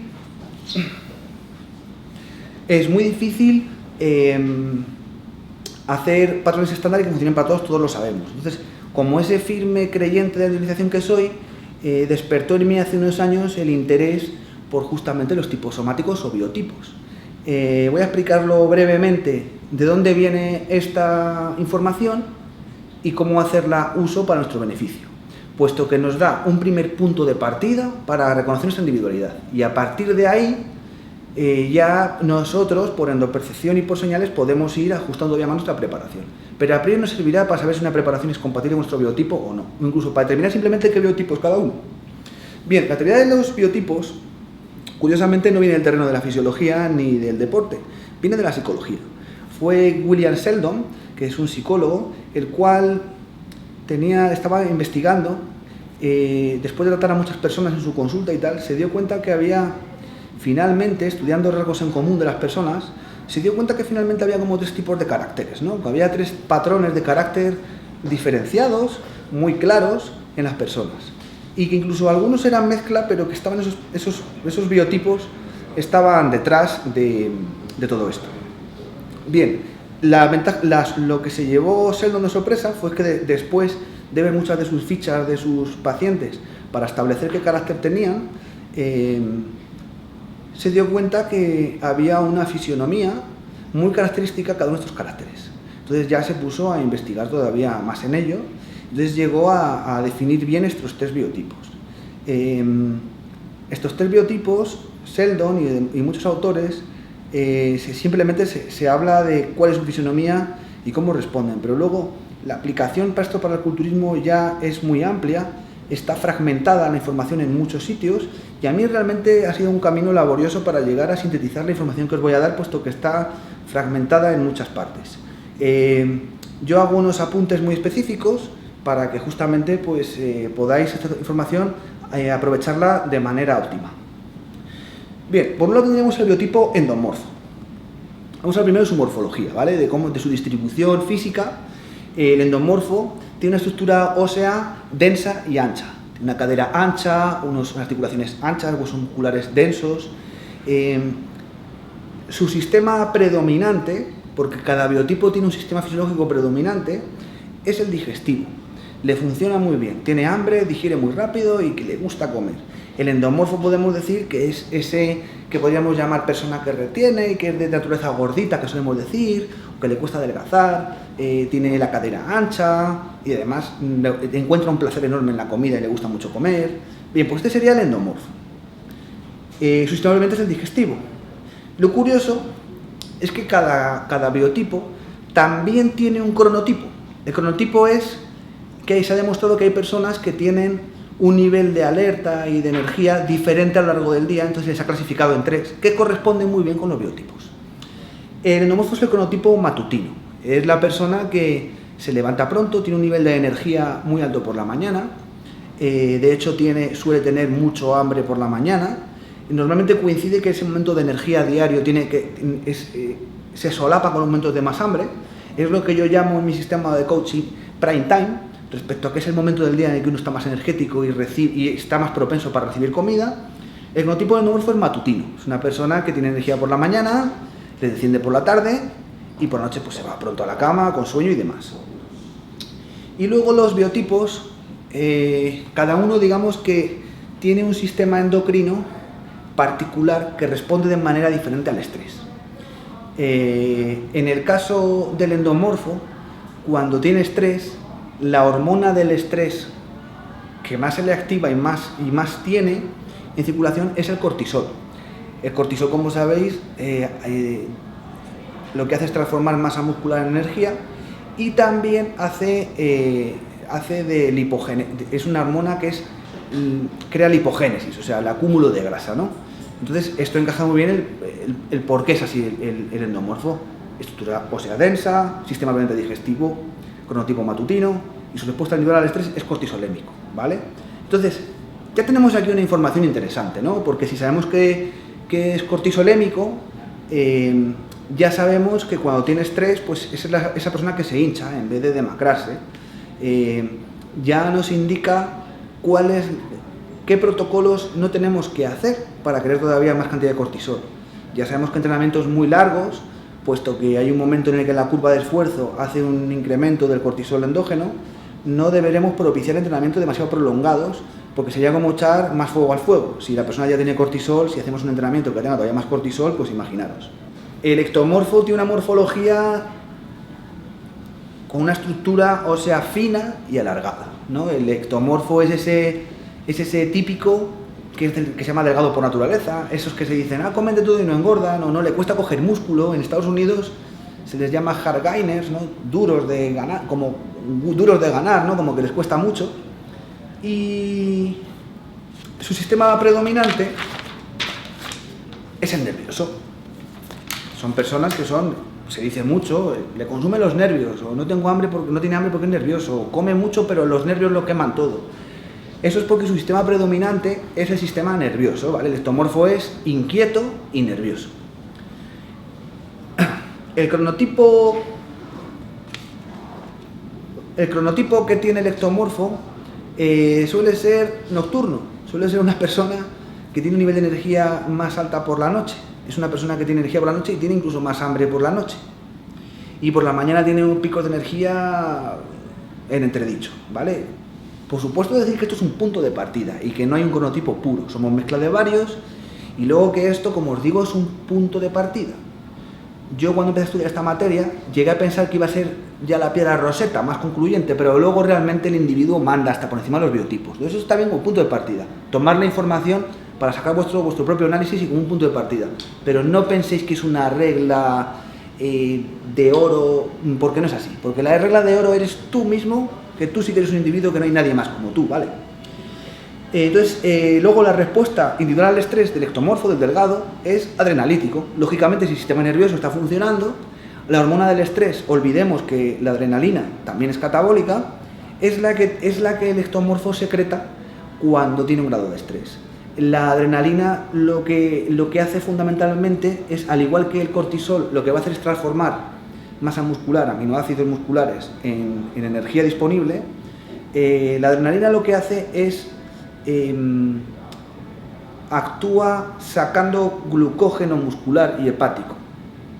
La adrenalina requiere un gran consumo de glucosa cuando el sistema nervioso está en ese grado de estrés. Entonces, la adrenalina lo que va a hacer es vaciarnos de glucógeno. Es por eso que el ectomorfo un día come, carga glucógeno, se encuentra pleno, cargado bien, y luego se pone nervioso y tal, y parece que se vacía por momentos, ¿no? El ectomorfo dice, oye, estoy perdiendo masa muscular, qué rápido pierdo. Bueno, vamos a ir por partes. La buena noticia es que no es masa muscular lo que estás perdiendo, es glucógeno. El glucógeno ocupa un espacio importante, atrae agua al interior del músculo, y eso es lo que sucede, que se está utilizando glucógeno para verterlo a la sangre y equilibrar una glucosa sanguínea baja por ese estrés. La mala noticia, pues que cuando se compromete de continuo el depósito de glucógeno, pues a posteriori la probabilidad de catabolismo sí está ahí. Para que el cuerpo entre en neoglucogénesis, o lo que es lo mismo, transforme proteínas musculares en energía, tiene que tener primero esa necesidad.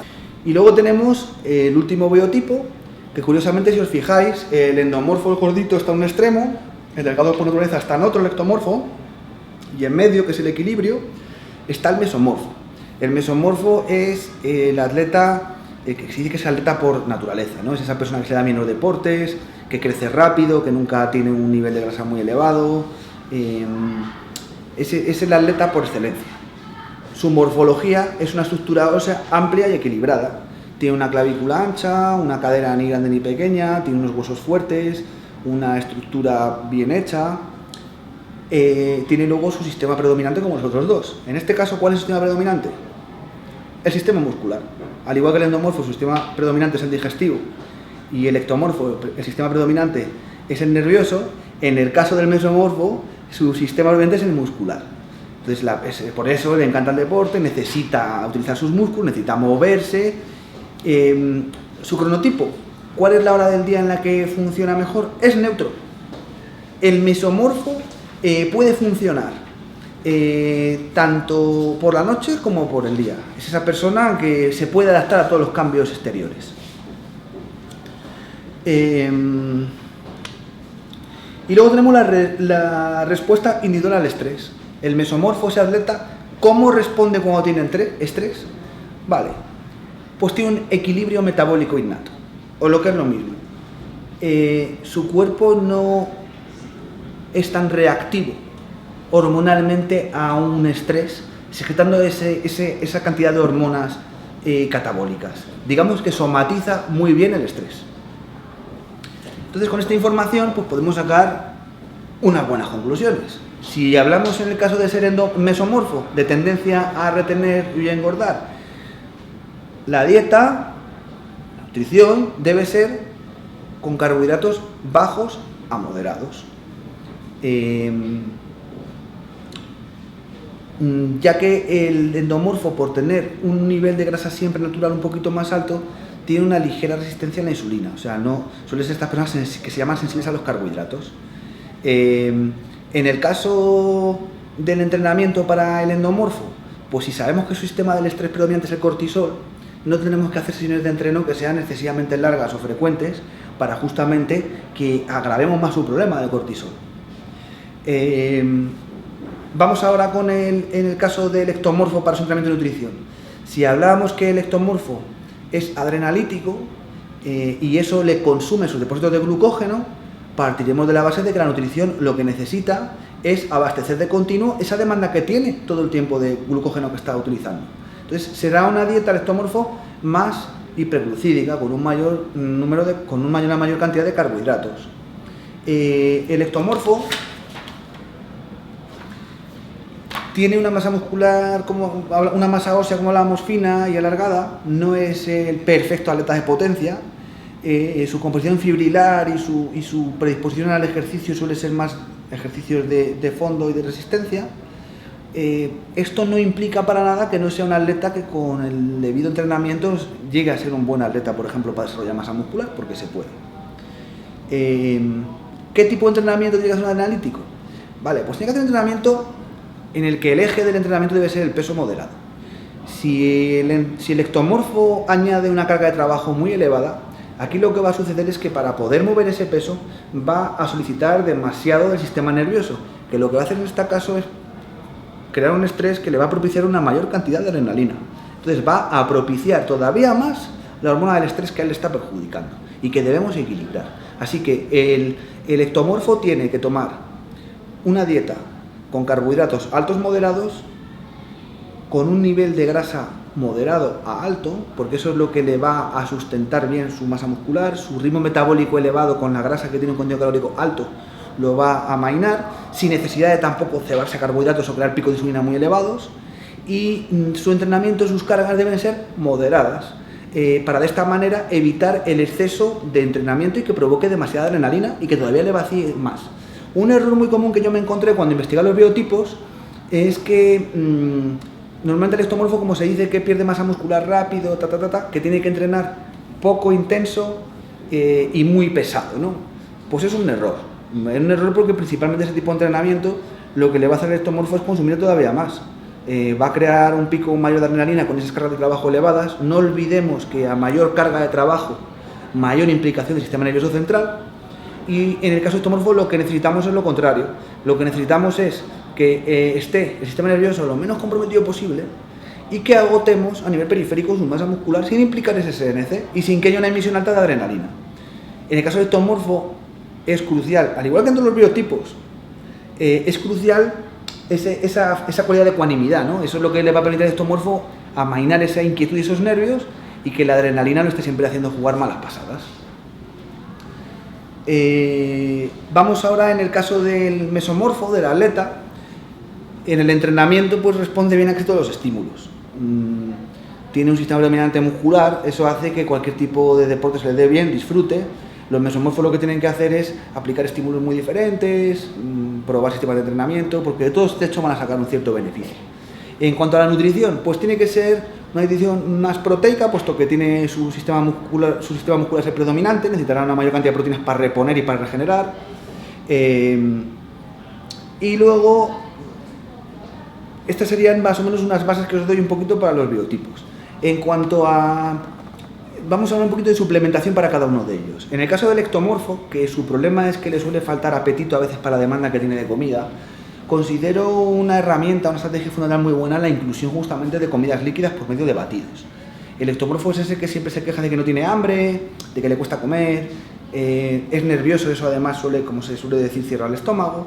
Entonces, el tener el recurso de un buen batido completo, que de hecho para el ectomorfo les recomendaría que fuera una fórmula que tuviera hidratos, proteínas y ácidos grasos, como hay muchas fórmulas, lo que antiguamente se llamaba sustituto de comidas, que es que tenga los 3 macronutrientes por comida, es el batido interesante para solapar esas comidas o para cuando no se pueda comer.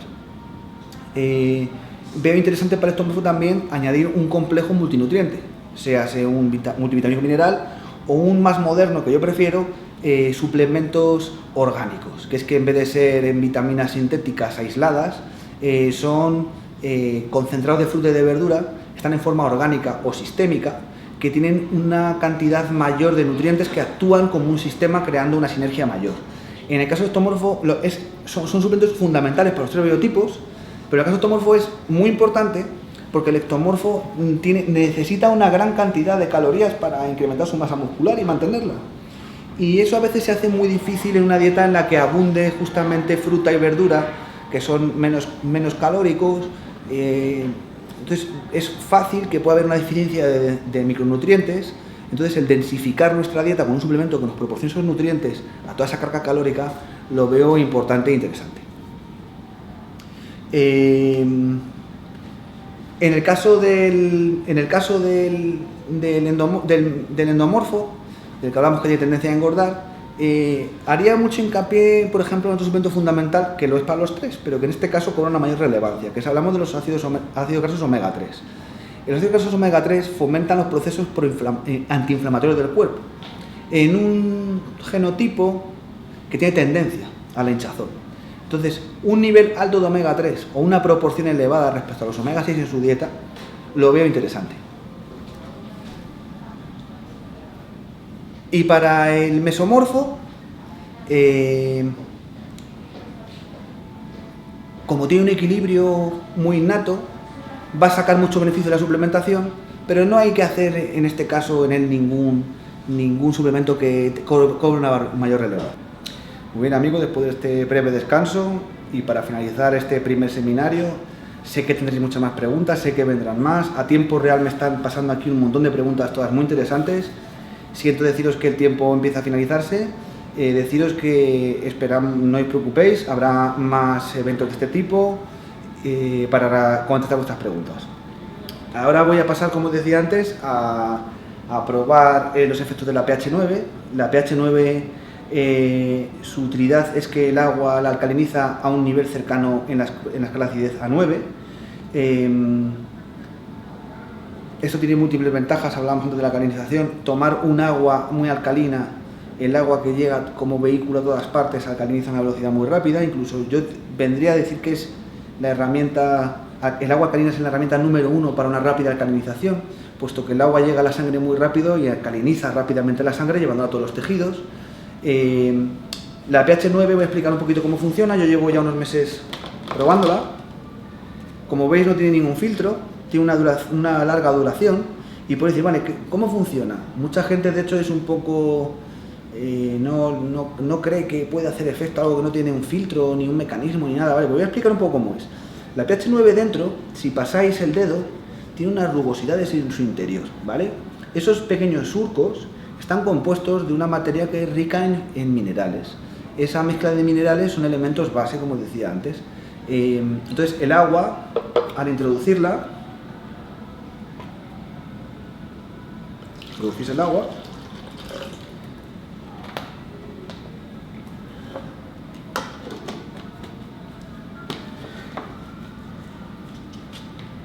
El agua, al estar dentro, dar unas vueltas y girarla, erosiona levemente esos surcos con los minerales, lo suficiente como para que esos minerales pasen al agua y por lo tanto se alcalinice y se ionice el agua. Ese es el motivo principal de por qué no tiene filtro y por qué funciona de esta manera. La larga duración que tiene, ¿por qué es? Bueno, pues porque el tiempo que erosiona el agua desde que lo pones hasta que lo bebes, erosiona muy poquito, ¿no? Entonces tiene una duración esos surcos bastante, creo que el fabricante hasta 2 años de 3 llenadores diarios, o sea que tenemos un producto de larga duración sin filtros. La pH 9 podréis ver, de hecho en YouTube, uno de los preparadores más importantes a nivel mundial, Dave Palumbo. Él es muy partidario de la alcalinización, de ese parámetro en la dieta, y él ya hace tiempo que con los primeros modelos muy arcaicos de alcalinizadoras de agua, que tenían piedras para alcalinizar y demás, ya era partidario de hacerlo. Cuando salió pH 9, pues Dave Palumbo fue de los primeros en los que apostó por este producto para alcalinizar el agua. Él tiene un vídeo en YouTube en el que podéis ver cómo hace esta prueba, pero como está en inglés y aún así hay mucha gente muy incrédula que piensa que puede estar haciendo como el mago Pop escondiéndole de debajo algo, yo lo voy a hacer aquí ahora para todos vosotros para que comprobemos qué pH nos da. Principalmente aquí el problema que a algunas personas les ha dado por los que dicen no me ha dado ese pH que dice, es porque no esperan el tiempo suficiente. Tener en cuenta que el agua se alcaliniza en el shaker erosionando esas paredes. No va a ser un proceso rápido, no la metes y mágicamente ya está alcalina, no. Esto ahora mismo, este agua está erosionando esos elementos traza que la van a alcalinizar y alrededor de unos minutitos pues ya sí está alcalina. Yo tengo aquí un medidor de pH en gotas.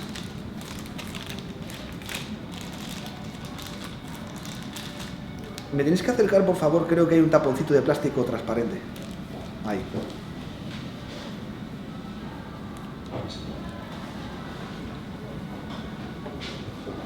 Aquí está, perdonad, lo tengo aquí.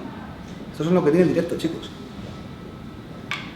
Vale, primero vamos a hacer una prueba con agua normal, de fuente liviana. Deciros que el agua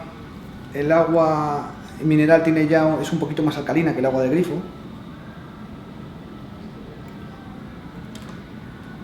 Aquí tenemos, esta es la cantidad, vamos a echar un poquito más. Ahí está, vale. Como veis, aquí tenemos la escala, según el color que nos dé nos va a indicar el pH al que está cercano. Y aquí tenemos las gotas que hacen reacción con el agua para darnos ese color.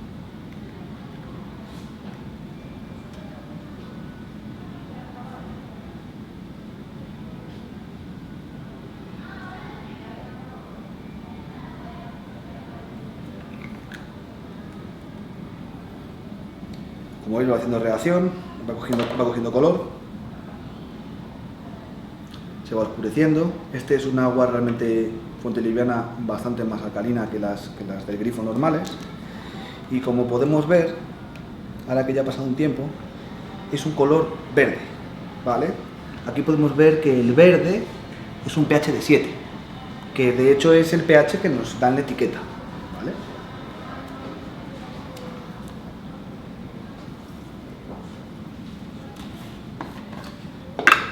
Vamos a verter aquí esto para rellenarlo de agua de nuevo de la pH y hacer la medición.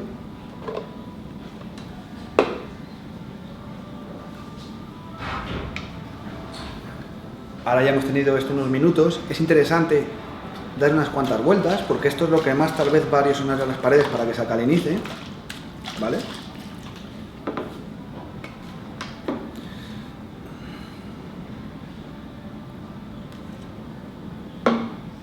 Me he vuelto a pasar, que a mí me daban 2.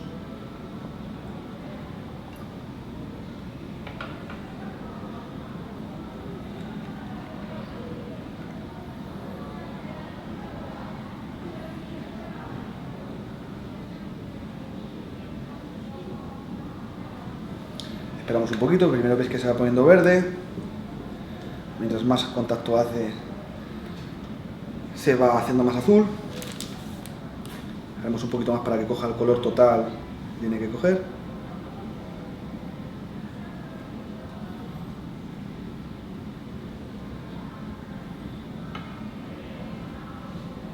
Se va poniendo más oscuro, como veis. Empieza a reaccionar más oscuro, ya no es verde, empieza a ser ya más azul que verde. Se va haciendo la parte azul más translúcida, más opaca, más oscura. Y si lo dejamos un poquito más, que yo ya he hecho la prueba varias veces, nos da el color final que nos determina por la escala del pH cuál es el nivel de alcalinidad que nos ofrece la pH 9. Como veis aquí que lleva ya un poquito, ver que es totalmente azul, ya casi es oscuro, esa parte casi parece tinta, está muy oscuro. Y este color, que de hecho es ya un azul muy oscuro, casi morado de cerca que se ve, aquí como podéis ver, nos metemos en la franja de azules y yo me atrevería a decir que esta pH 9, que además está muy nuevecita, da un pH incluso superior que el 9, ¿vale? Está dando un pH que estaría cercano al 9,5, lo podéis ver, está muy azul y da un pH, como promete la propia marca, cercano al 9. Podéis hacer esta prueba, yo la he hecho en casa incluso con tiras reactivas y siempre me ha dado el valor preciso. Recordad que con el tiempo, a los 2 o 3 años, mientras más la llenéis, más se va a erosionar y que llegará un momento en el que alcalinice poco, pero es un producto sin filtro. A mí me gusta mucho porque en cualquier sitio puedes coger agua y convertirla en agua de buena calidad. Los suplementos se diluyen muy bien por ser un agua ionizada, o lo que es lo mismo con partículas todavía más pequeñas. Es buenísima para entrenar, para mitigar esa acidez del ácido láctico producida por el entrenamiento. Y me gusta mucho también por una cosa que ya se escapa de la nutrición deportiva, y es que yo lo considero un buen activo verde, o lo que es lo mismo, un suplemento que nos evita el consumo muy alto de generar tanto desperdicio de botellas. Por cada persona que compra un pH 9 y lo utiliza, la cantidad de botellas que no se van a tirar es enorme. Yo soy partidario de este tipo de iniciativas en las que el beneficio no solo es personal, sino que además hay un beneficio un poco colectivo y para el medio ambiente. Bien, después de haber hecho esta prueba con el pH 9, tengo que daros las gracias. Lo primero, pedir disculpas por este retraso que ha sido totalmente ajeno a nosotros. Tengo que daros las gracias por vuestra atención. Aquí me informan mis compañeros que hemos tenido una media de 70 usuarios en YouTube, unas 300 personas desde Google+, y luego nuestra web de Magnus. Os tengo que dar las gracias por vuestra atención. Con el fantástico bienes que hace estar esas 2 horas en vuestra casa. Espero que os haya sido provechoso, que alguna información os venga bien. Ese es el principal motivo de que esté yo aquí.